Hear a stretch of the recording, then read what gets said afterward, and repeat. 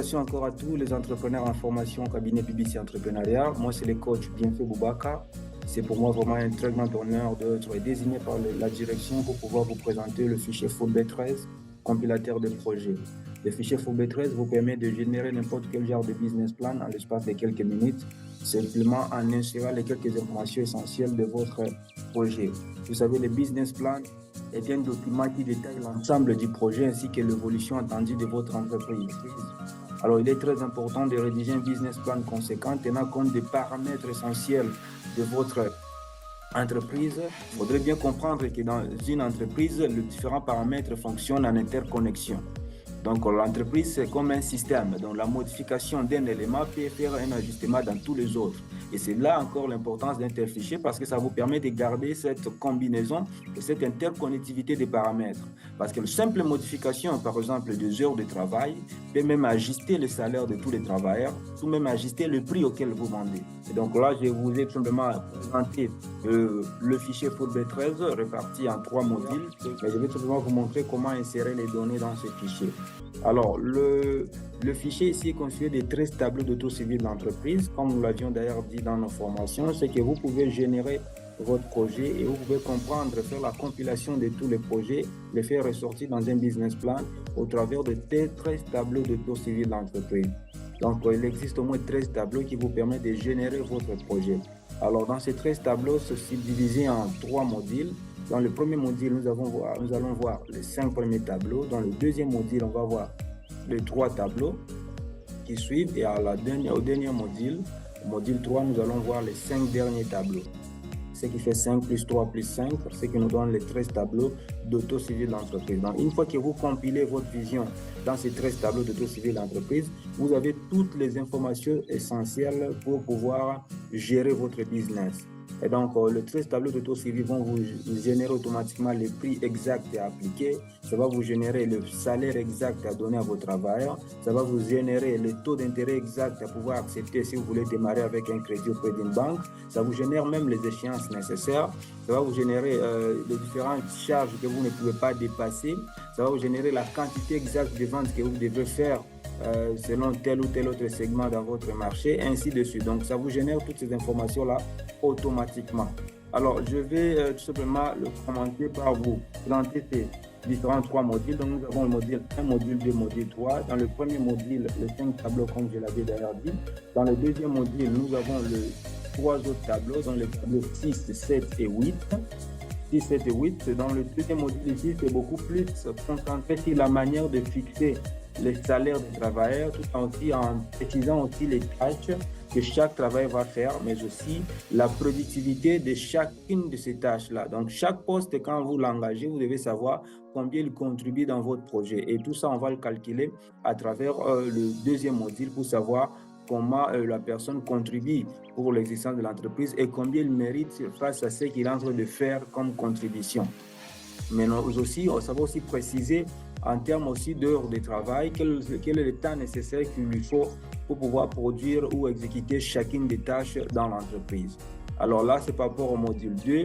Alors, il y a pas mal d'autres informations qu'on va peut-être essayer un peu de parler là-bas sur la manière de faire des stratégies politiques de vente pour pouvoir réguler l'activité de vente de votre entreprise avec les 8 escaliers de persuasion client que vous allez d'abord voir dans votre syllabus. Donc, faire monter les clients sur l'escalier de persuasion de manière logique, de manière technique pour pouvoir, c'est un peu d'amener beaucoup plus de ventes dans votre business. On y reviendra. Alors, il y a aussi le module 3. Dans ce module 3 ici, c'est beaucoup plus maintenant la manière de départager ou de saucissonner votre projet dans différentes périodes, afin de pouvoir bien équilibrer votre vision et comprendre la manière dont vous allez exécuter période par période, mais aussi prévoir aussi les différentes ressources nécessaires à chaque charge prévue selon chacune de ces périodes-là pour démarrer son projet. Alors, les différents graphiques que vous êtes en train de voir là sont des éléments qui se génèrent automatiquement dans ce fichier. Donc, vous n'avez pas à vous en faire par rapport à ça. Donc, vous pouvez facilement comprendre tout cela parce que le fichier va vous les départager de manière simple et automatique. Ce fichier, nous sommes au module 1. Rapidement, je vous montre comment insérer les valeurs. Alors, je vais parler que dans le module 1, nous avons 5 tableaux. Il y a le premier tableau que vous voyez ici, deuxième tableau ici, troisième là, quatrième et le dernier tableau, c'est en bas qu'on appelle le tableau structuration des prix. Alors, je vais zoomer pour que vous puissiez le voir de manière beaucoup plus claire. Et à titre de révision, je rappelle que nous avions déjà eu à parler de l'onglet identification. Donc, nous savons déjà comment identifier votre vision. Et donc, la manière de donner des informations, donc de choisir le pays, on en a eu à parler, donc la liste des différents pays, la manière dont vous pouvez zoomer pour agrandir un peu le choses que vous voulez voir, le choix ici le choix d'entreprise, le choix des pays, on en a parlé, vous pouvez choisir votre pays automatiquement, ça vous précise la monnaie locale utilisée dans les pays là, ainsi de suite, on en a parlé tout ça. Alors, je vais faire le choix d'une entreprise commerciale et avec ça, on va compléter notre module 1. Donc, je choisis que je suis une entreprise commerciale. Alors, vous voyez directement ici, ça me demande de préciser les différentes marchandises que je vais utiliser. Donc, on en a déjà parlé dans le module 1, la manière de remplir ça et la manière dont les différents autres tableaux sont en train d'être modifiés. Donc, je vous appelle vraiment à suivre la première vidéo pour avoir plus d'éclaircissement. Alors, à ce niveau ici, je vais dicter les quelques marchandises que je vais vendre parce que je me dis que je suis une entreprise commerciale. À supposer, je vais vendre comme élément, je me dis que je vais vendre par exemple le veste, je vais vendre le veste, je vais vendre le pantalon, je vais vendre des chemises, je vais vendre des chemises, je vais vendre des chaussures dames. Je vais vendre aussi des chaussures hommes, par exemple.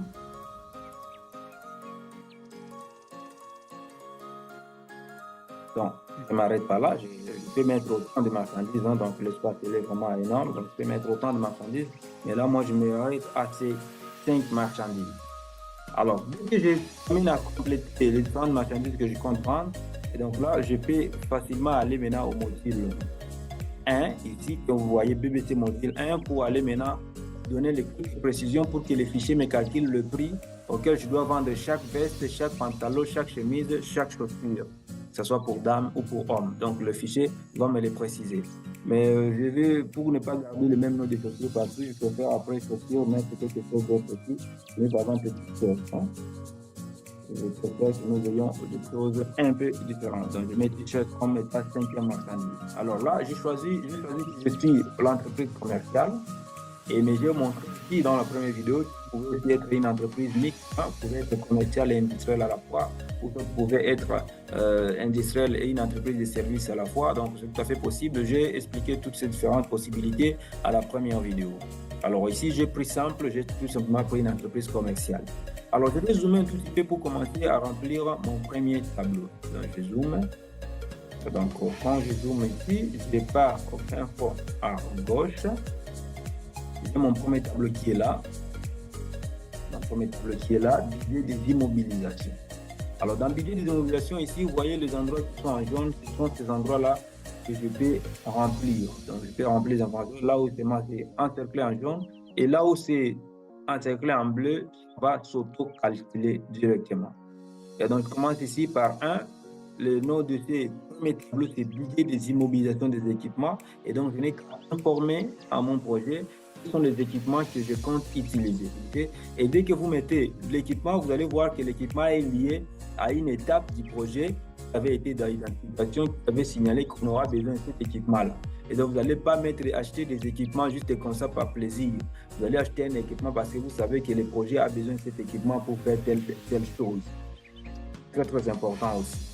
Alors, ici, je vais donner un petit exemple pour citer quelques équipements. Je cite par exemple, j'ai besoin d'ordinateurs. J'ai besoin par exemple de tables, j'ai besoin de chaises, disons j'ai besoin d'imprimantes et après disons j'ai besoin d'une armoire. Donc ce sont des exemples seulement qu'ils donnent. Donc je donne par exemple ces 5 équipements, j'ai besoin de ça pour réaliser ma vision à moi. Alors comme unité de mesure, je vais les comptabiliser en pièces. Donc je mets pièces, je mets pièces partout. Je m'excuse là, je dois mettre pièces, et enfin pièces. On va séparer mes pièces là. pièce, enfin pièce. D'accord. Et donc là, j'ai mis unité de mesure. L'unité de mesure, ça veut dire comment je le comptabilise. Normalement, ce sont des pièces, je le compte en pièces. Mais il y a d'autres équipements, des fois que vous pouvez peut-être compter en carton, c'est pas moi, tout dépend hein, de l'équipement en question. Alors ici, je vais préciser la quantité essentielle en fait, dont j'ai besoin pour démarrer mon projet. Je me dis, j'aurais peut-être besoin de 2 ordinateurs. Table, peut-être, je peux en avoir besoin de 2, disons, de 4 tables. Disons, par exemple, j'ai besoin de 20 chaises. Imprimante, par exemple, j'ai besoin de 2 imprimantes. Et armoire, j'ai besoin, par exemple, de 3 armoires. Ce sont juste des exemples que je donne comme ça. Alors, comme prix unitaire, ce sont les prix unitaires sur les marchés actuels, donc je vais tout le monde préciser. Je me dis, bon, un ordinateur, je peux l'avoir par exemple à $800.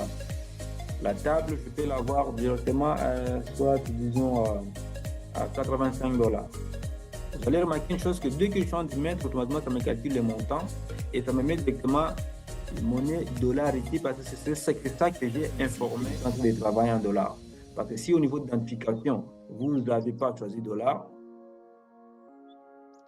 par exemple, au niveau d'identification, vous n'avez pas choisi dollar et que, par exemple, vous avez choisi quelque chose d'autre, disons euro, vous verrez qu'automatiquement, le fichier va dégager que vous êtes en train de travailler en euro. Donc, euro qui apparaît.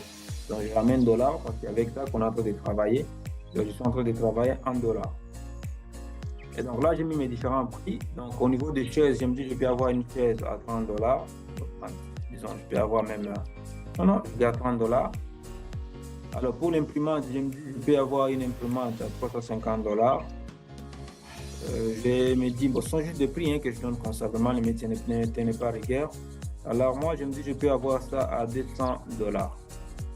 Alors déjà mes différents coûts, donc ça me dit directement ici que pour faire le budget de ces équipements, j'aurais besoin de $3 840. Donc le calcul est déjà fait dès que je donne ces informations-là.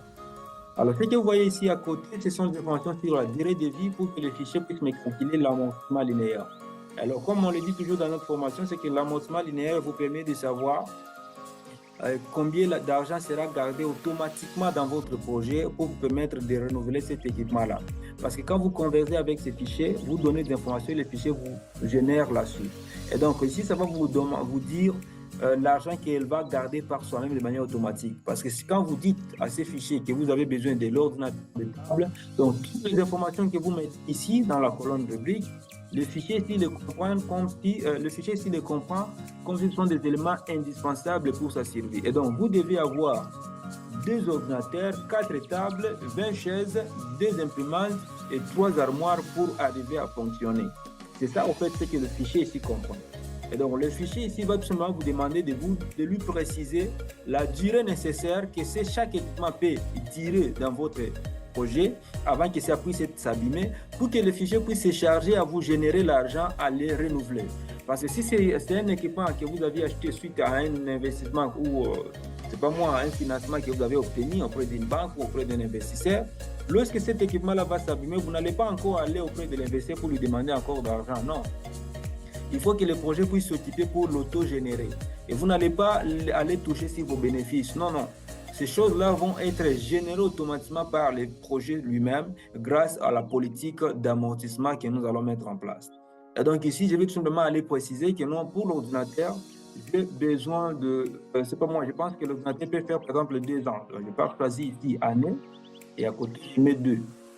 Automatiquement, le projet me dit que non, il va me garder $800 chaque année pour aller payer ces 2 ordinateurs. Parce que j'ai dit 2 ordinateurs. Donc, chaque année, je vais avoir $800. Vous voyez 800 ici. Par exemple, j'ai dit que non, le ordinateur là, je peux y faire, disons, jusqu'à 3 ans. Je vais aller mettre 3 ans ici. Voici, ça me dit que ça va me garder $533,33. Et donc, ces précisions-là viennent de ce que moi, je suis en train de donner comme information sur durée de vie. Je ramène ici 2 ans. Après, je prends ici au niveau des tables. Je me dis, bon, par rapport à la table, je pense que ça peut faire quelques mois. Quelque chose d'autre. Je me dis, ça peut prendre, par exemple, 8 mois. Donc, je clique ici, je prends 8 mois. Dès que j'ai mois, à côté, je vais mettre oui. Autrement, les fichiers me calculent que ça va me garder $510 par an pour me permettre de renouveler mes tables. Et c'est automatique, ce calcul-là. C'est vraiment si simple que ça, donc il n'y a pas de complications à se faire. Vous n'avez qu'à cliquer dans la zone en question et puis vous choisissez, grâce à la flèche, vous choisissez la période dans laquelle vous voulez exprimer la durée de vie et à côté, vous mettez le nombre nécessaire. Et donc, par exemple, pour la chaise, si je me dis ça sera peut-être évalué en semaines, je me dis semaine, puis je me dis, bon, ça peut peut-être faire, disons, 20 semaines, mais 26.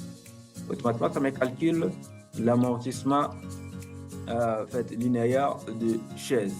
Et donc, je peux exprimer ça comme je le vais. Je pars ici au niveau d'imprimante, je me dis, bon, ça peut être, disons, une année et demie, donc je peux choisir année, ou une année et demie, je sais que si c'est au-dessus de 18 mois, donc je peux mettre aussi même un mois, je peux laisser même un mois, je peux choisir mois, et à côté, je mets 18. Donc, automatiquement, j'ai la durée qui est là. Armoire, je me dis, ça sera, disons, ça sera 3 ans.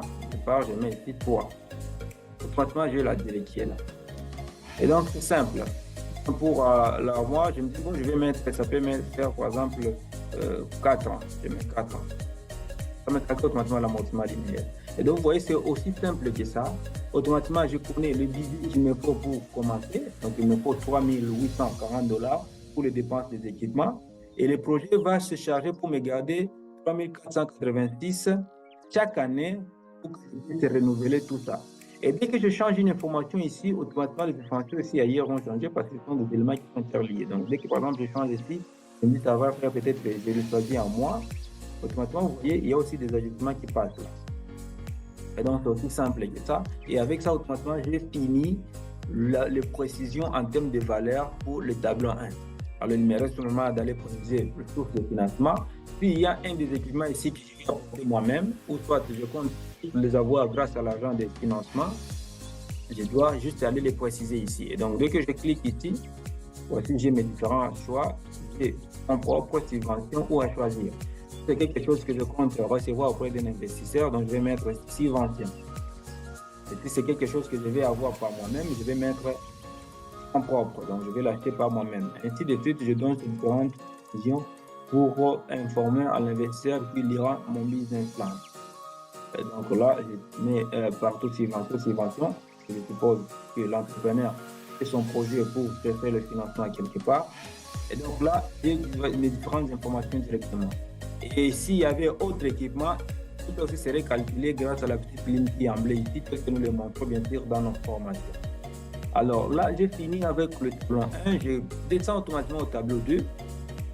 Au tableau 2, tout ce que j'ai à faire, c'est aller simplement maintenant préciser le coût du loyer, eau et électricité